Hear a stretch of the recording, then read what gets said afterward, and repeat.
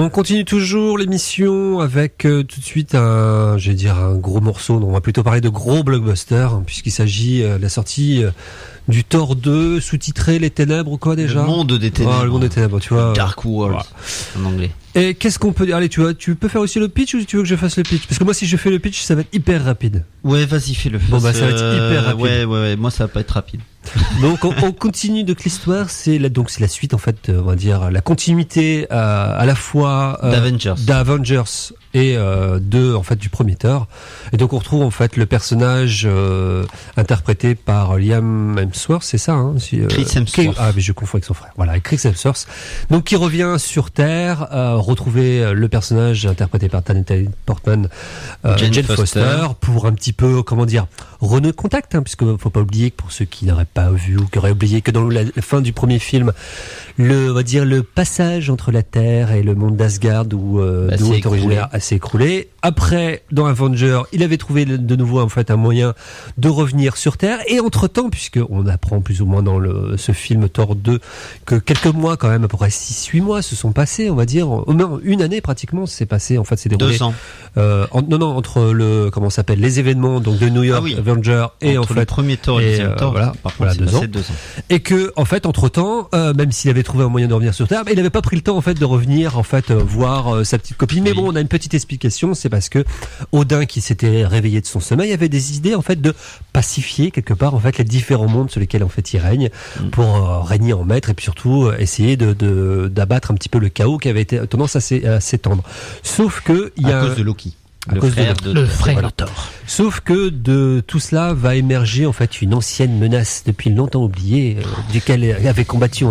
contre lequel avait combattu le père d'Odin même Et donc en la présence en fait des elfes noirs qui vont revenir et qui vont vouloir un petit peu à l'occasion d'une sorte d'événements cosmiques, de planètes et de mondes qui s'alignent, va vouloir un petit peu régner. C'est surtout que Nathalie Portman a l'éther dans son corps et qu'ils veulent récupérer ce pouvoir qui leur donnera la force surpuissante. Voilà, une sorte mais qui est en lien aussi justement à cet événement cosmique qui arrive en fait tous les 2000 ans ou tous les 5000 ans et qui va peut-être permettre justement cet événement. Et voilà, c'est un peu. Mais c'est aussi à cause de ça que lui il revient sur Terre pour Nathalie Portman. Il voulait aussi aller voir. Donc voilà, et on va retrouver. Est-ce que Nathalie Portman est-elle nue ?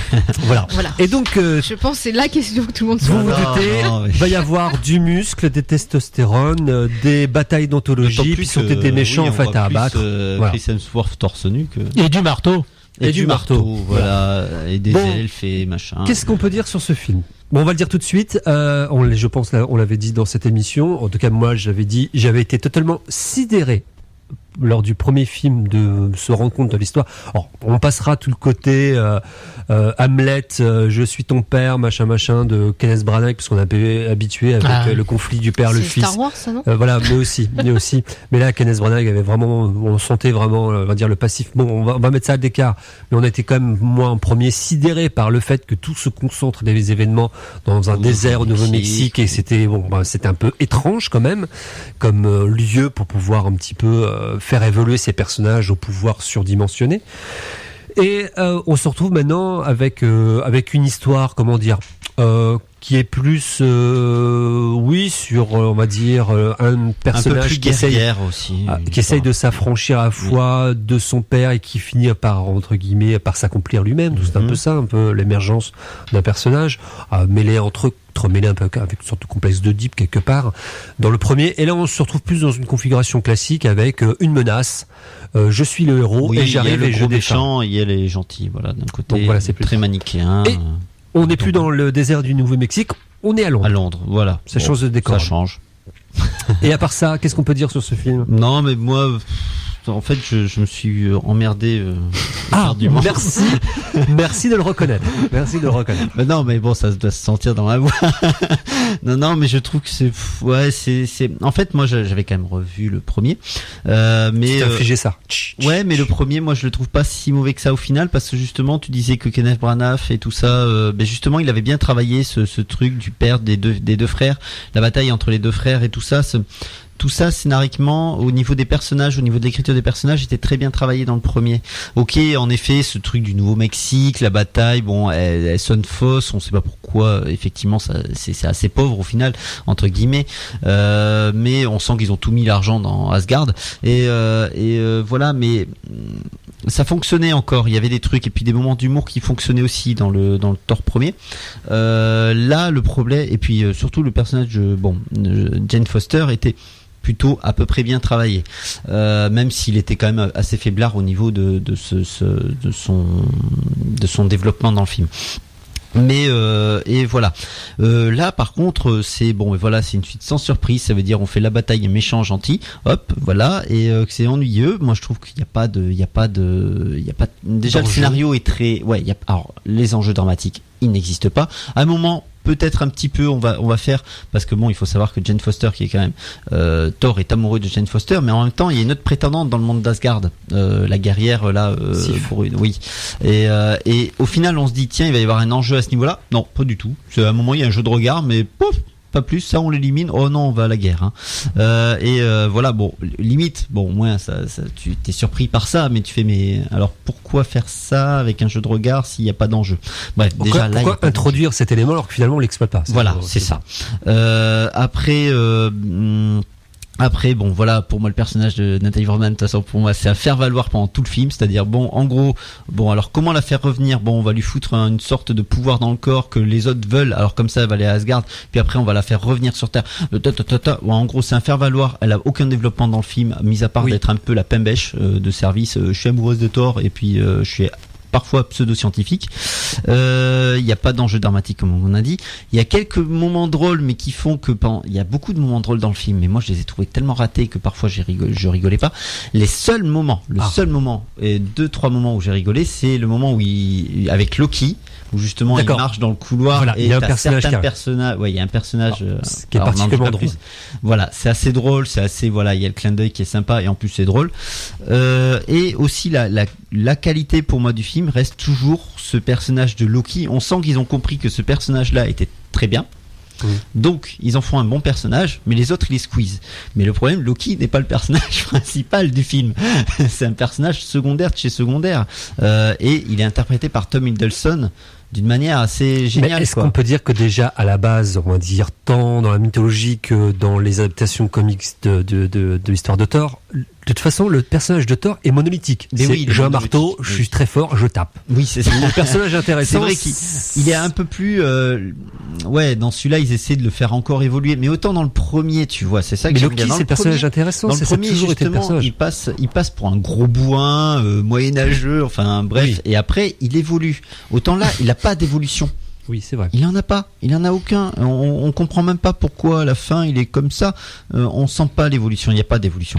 Et voilà. Et on en revient à Natalie Portman. Non, là personnellement, bon, ok, sa VF est toujours à chier, mais là elle fait le minimum syndical. Mais en même temps, elle peut rien y faire. Je veux dire, elle a pas un personnage très important.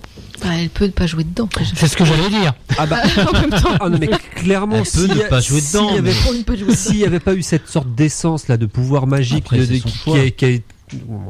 qui va l'habiter, s'il n'y avait pas eu cet élément-là, à la limite, elle n'avait pas besoin du tout. Elle n'avait aucune raison d'être dans le film. C'est vraiment le truc. Non, c'est clair. Bon, qu'est-ce qu'on va faire pour trouver comme élément pour attacher, oublier le personnage de Jane Foster avec toutes les intrigues qui se passent? Ah bah tiens, on va lui coller en fait ce truc-là. Alors c'est totalement téléphoné la façon dont ça arrive, voilà. Mais clairement, je te rejoins totalement. Autant le premier m'avait sidéré, autant celui-là, je me suis ennuyé profondément. Le scénario est une honte en se disant mais attendez. Ok, c'est du film de super-héros, ok, le spectateur lambda qui va voir ça est pas non plus hyper exigeant, mais depuis on a quand même appris avec le super-héros qui était quand même possible de faire des films avec un minimum d'histoire un peu intéressante. Et là, on a l'impression de se retrouver des années en arrière avec des scénarios qui sont totalement téléphonés, le mal, en plus avec des trucs, alors la conjoncture des mondes qui se croisent et qui s'entrecroisent, et comme ça, le mal maléfique va pouvoir s'étendre dans tous les... Non, mais c'est arrêté, on a déjà vu ça un milliard de fois, les méchants sont même pas du tout charismatiques. Oui, il y a l'intérêt de Loki, mais même Loki, en limite, il n'aime plus autant intéressant que dans le premier. Parce que, voilà, c'est le truc, c'est qu'on en vient même à se dire que finalement, après coup, même si j'étais sidéré que j'ai trouvé quand même le premier sur le moment exécrable, c'est même se dire, finalement, en fait, le premier, il avait quand même quelques qualités. Alors, on peut reprocher le côté qualités shakespearien, en fait, à Kenneth Branagh, mais finalement, l'exploitation, le il y avait des enjeux. La relation entre le père, le fils et les deux frères, les deux demi-frères, finalement, il y avait quelque chose d'un peu d'intéressant. Là, finalement, on s'emmerde un peu et surtout on voit aucun enjeu. Et puis comme je le disais, ce qui est un peu dommage, c'est qu'il y a des choses qui ont été mises en place, parce qu'il y a des liens qui ont été créés justement par Avenger. Il y a des liens, des choses qui ont été mises en place et qui, à part quelques anecdotes qui sont racontées ou évocations, on a l'impression que ça n'a pas eu en fait d'impact en fait sur ces univers-là. Alors je dois quand même juste dire, peut-être que tu allais penser en fait à penser l'évoquer, mais on a vu aussi, vous savez que dans les films Marvel, depuis les films de super-héros, il y a cette culture dorénavant en fait des séquences post-génériques. Oui. Alors, je dois dire quand même sur ce film, j'ai été largement choqué, mais je dois dire outré. Je n'ai même pas de mots. Déjà en fait d'avoir en fait ce qui aurait dû être une séquence post-générique, qui est en fait pré-générique. Vous me suivez, c'est-à-dire que généralement les séquences post-génériques, c'est utilisé, c'est à la fin du générique et qui est utilisé vraiment pour créer le lien avec soit une suite, soit en fait un autre film, on va dire de la franchise des Marvel, et qui apporte quelque chose qui permet de faire le pont. Alors c'est vrai que c'est plus ou moins fait de manière judicieuse, mais le spectateur, quand il se retrouve devant cette séquence, se dit tiens, ça me donne envie, ou tiens, ça me fait penser, ou on sait de quoi ça va parler. Donc, il y a un petit teasing, il y a un petit quelque chose, même si c'est pas super bien fait.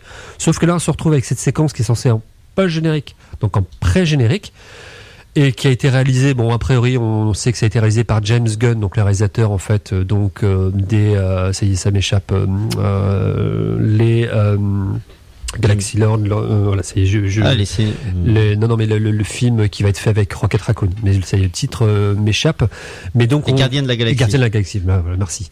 Et on se retrouve donc à une séquence avec Benicio del Toro, mais on a l'impression de se retrouver dans un film kitsch des années 50 avec un jeu qui, moi j'ai pas du tout accroché sur la séquence en fait, qui est censé introduire. Elle est très mal faite. Je me suis demandé justement, tu m'as dit Benicio del Toro, ok, c'est bien lui. Oui, mais elle est très mal réalisée, très mal interprétée, très kitschissime en plus, qui n'apporte pas. Alors, je pense que faut vraiment entre guillemets, par contre, être vraiment baigné dans la culture du comics et dans le pour comprendre en fait que c'est lié en fait justement, parce qu'on en revient en fait à un personnage qu'on avait vu dans Avenger, qu'on a vu à la fin, et donc là on crée le lien. Donc oui, mais par contre pour le spectateur qui n'a pas cette culture, c'est totalement erratique, donc c'est vraiment dommage. Mais le plus accablant en fait dans ça, c'est qu'on se retrouve donc avec une séquence post-générique qui aurait mérité en fait de se retrouver en pré-générique. C'est-à-dire que, on peut le dire, peut-être, sans spoiler, parce que ça apporte pas grand-chose. C'est-à-dire qu'on se retrouve avec une séquence pré-générique qui est censée être un teasing sur plein de trucs. Finalement, Thor, parce qu'il était reparti dans son monde pour régler les histoires, finalement, on retrouve en fait Jane Foster en train de manger ses céréales le matin en se posant la question de savoir est-ce que son beau blond nordique va revenir. Elle va pas la laisser encore choir pendant 2 ans. Et donc on entend en fait un éclair, et on voit un éclair dans la rue au devant de la fenêtre derrière. Et donc elle se retrouve avec un Thor sur sa fenêtre qui vient juste pour l'emballer. Voilà. On se dit super, c'est pas le genre de happy end totalement bidon qu'on s'attendrait plutôt à voir avant un générique qu'après un générique. Et puis on se retrouve avec une séquence totalement débile qui sert strictement à rien, avec une sorte de créature qu'on avait vue introduite dans le film, en train de gambader, j'allais dire dans les prés, mais non, dans une sorte de hangar d'entrepôt, en train d'essayer de bouffer des oiseaux. Et on se dit, c'est quand même du foutage de gueule, parce que généralement on nous fait attendre, laisser dans la salle, se bouffer tous les noms des gens. Bon, oui, c'est à la fin ça. Mais oui, c'est jusqu'à la fin ça. Ah, c'est pas générique, parce que justement moi je suis non, mais c'est peut-être pour objectif inverse, c'est de ne pas donner envie aux spectateurs d'aller voir la suite. Parce que d'habitude, encore une fois, la séquence post-générique, c'était la petite friandise qui est donnée pour ceux qui ont attendu toute la fin du générique. Vous n'avez pas compris, c'est une comédie romantique à la base. Ah oui, mais là, c'est parce que vous n'étiez pas dans le bon mouvement. Mais là, moi en tant que spectateur, avoir attendu et se retrouver devant ça, ils ont eu tort de terminer. Ouais, ils ont eu tort, ouais, exactement. Donc, on peut peut-être conclure parce qu'il est déjà 50.